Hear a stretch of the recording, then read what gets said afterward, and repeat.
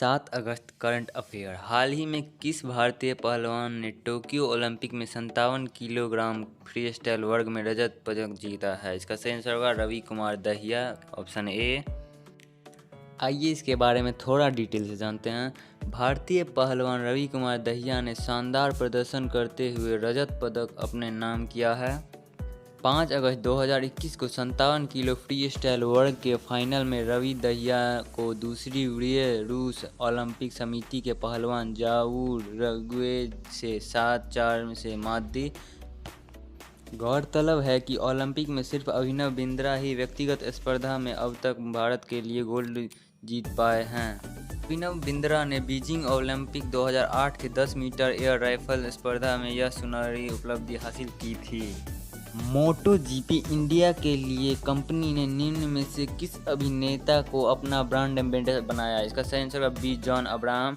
आइए इसके बारे में थोड़ा डिटेल से जानते हैं। Euro sport India discovery plus ने मोटर स्पोर्ट प्रोग्रामिंग में अपनी स्थिति को मजबूत करने के लिए मोटर स्पोर्ट्स प्रॉपर्टी मोटो जीपी के लिए मशहूर अभिनेता जॉन अब्राहम को अपना इंडियन एम्बेसडर बनाया है। और जॉन खुद भी मोटो जीपी के एक फ़ैन रहे हैं और अब वह यूरो स्पोर्ट के कैंपेन के जरिए भारत में बड़ी संख्याओं में दर्शकों तक मोटो जीपी का प्रचार करते हुए दिखाई देंगे। अमेरिका ने चीन के साथ बढ़ते तनाव के बीच किस देश को पहली बार हथियार बेचने की मंजूरी दे दी है? इसका सही आंसर होगा डी ताइवान। आइए इसके बारे में थोड़ा डिटेल से जानते हैं।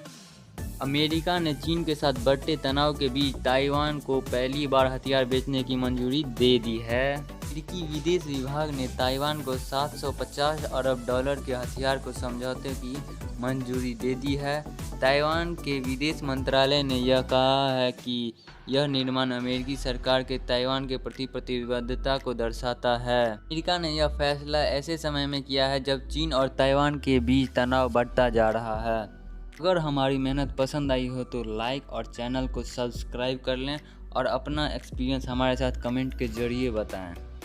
आईआईटी रुड़की ने किस राज्य के लिए भूकंप पूर्व चेतावनी मोबाइल ऐप लॉन्च किया? इसका सही आंसर होगा सी उत्तराखंड। आइए थोड़ा इसके बारे में डिटेल से जानते हैं। ये प्रौद्योगिकी संस्थान रुड़की ने उत्तराखंड के लिए भूकंप पूर्व चेतावनी EEW मोबाइल ऐप लॉन्च की है। Earthquake early warning mobile app आपदा के शुरुआत के बारे में लोगों को सचेत करेगी। भूकंप की शुरुआत का पता लगा सकती है और राज्य में महत्वपूर्ण भूकंप आने से पहले चेतावनी जारी कर सकती है। मोबाइल ऐप प्रोजेक्ट उत्तराखंड राज्य आपदा प्रबंधन प्राधिकरण द्वारा प्रायोजित किया गया था। हाल ही में किस मंत्रालय ने ई-जेल परियोजना के लिए राज्यों और केंद्र शासित प्रदेशों को 99.49 करोड़ रुपए की वित्तीय सहायता प्रदान की? इसका सही आंसर होगा ए गृह मंत्रालय। आइए इसके बारे में थोड़ा डिटेल से जानते हैं। गृह मंत्रालय MHA ने ई-जेल परियोजना के लिए राज्यों और केंद्र शासित प्रदेशों को 99.49 करोड़ रुपए की वित्तीय सहायता प्रदान की है। इस परियोजना का उद्देश्य देश की जेलों के कामकाज का कंप्यूटरीकरण करना है। इसे सभी राज्यों और केंद्र शासित प्रदेशों में लागू कर दिया गया है। ई-जेल एप्लीकेशन को राष्ट्रीय सूचना विज्ञान केंद्र, इलेक्ट्रॉनिक्स और IT मंत्रालय द्वारा विकसित किया गया है। RBI की मौद्रिक नीति समिति ने 6 अगस्त 2021 को रिवर्स रेपो रेट को कितने प्रतिशत पर बरकरार रखने का फैसला किया? इसका सही आंसर होगा बी 3.35%। इसके बारे में थोड़ा डिटेल से जानते हैं। RBI की मौद्रिक नीति ने शुक्रवार को रेपो रेट 4% के निम्न स्तर पर और रिवर्स रेपो रेट को 3.35 पर बरकरार रखने का फैसला लिया है। जून 2021 में MPC की पिछली बैठक में भी रेट्स के कोई बदलाव नहीं किए गए थे। RBI ने लगातार 7वीं बार रेपो रेट में कोई बदलाव नहीं किया है। हाल ही में गुइडो बेलिडो किस देश के प्रधानमंत्री बने हैं? इसका सही आंसर होगा बी पेरू। ये इसके बारे में थोड़ा डिटेल से जानते हैं।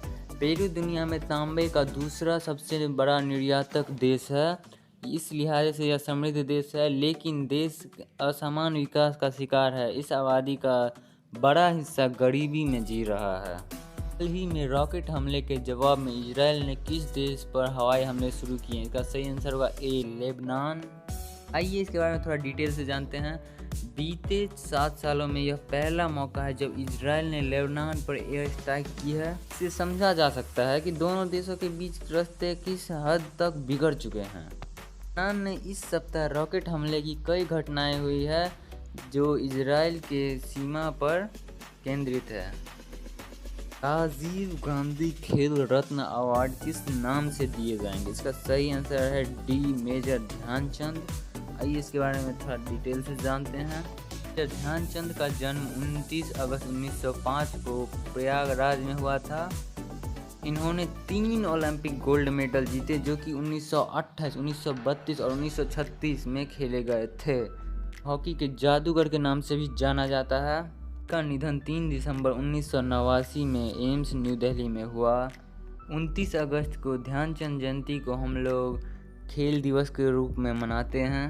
नफ्ता झाकड़ी हाइड्रो पावर स्टेशन को एक महीने में सबसे ज़्यादा बिजली पैदा करने का रिकॉर्ड बनाया है। यह पावर स्टेशन किस नदी पर स्थित है? इसका सही आंसर होगा बी, सतलुज नदी। सतलुज जल विद्युत निगम के नफ्ता झाकड़ी हाइड्रो पावर स्टेशन ने एक महीने के हिसाब से सबसे ज़्यादा बिजली पैदा करने का रिकॉर्ड बनाया है। इस बार 31 जुलाई 2021 तक 1216.56 मिलियन यूनिट बिजली पैदा करके उसने 212 मिलियन यूनिट के पिछले साल के रिकॉर्ड को पार कर लिया है।